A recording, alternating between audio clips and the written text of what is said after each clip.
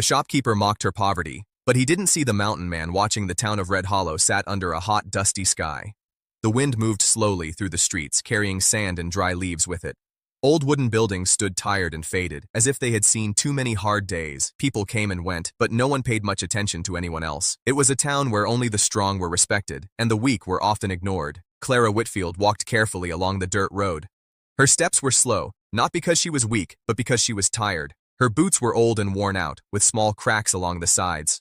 Her dress had been patched many times, and the color had faded from years of use.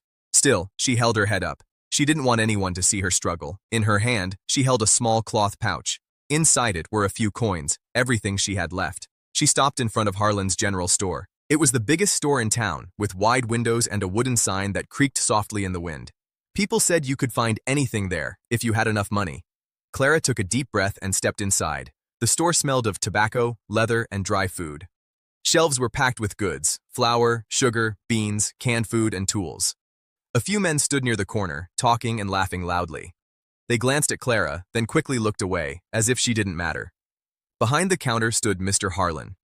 He was a heavy man, with a round face and sharp eyes. He wore a clean vest and a gold watch chain that hung across his chest. He liked to show that he had money, and that others did not. Clara walked up to the counter and placed her pouch down gently. "Good afternoon," she said softly. Harlan didn't answer right away. He looked her up and down, noticing her worn clothes and tired face. Then he slowly reached for the pouch and opened it. The sound of a few coins dropping onto the counter seemed louder than it should have been. Harlan smirked. "That all?" he asked. Clara nodded. "Yes, sir. I was hoping to get some flour, and maybe a little sugar." Harlan let out a short laugh. It wasn't a kind laugh. It was sharp and cold. "Flour and sugar?" he repeated loudly. "With this?" The men in the corner turned to look. One of them chuckled. Clara felt their eyes on her, but she stayed still. "It's all I have," she said. Harlan leaned forward, resting his hands on the counter. "Well, it ain't enough," he said. "Not even close." A man in the corner laughed louder this time. "Maybe she thinks this is a charity shop," he said. More laughter followed. Clara's face turned red, but she didn't look down. She kept her eyes on the counter.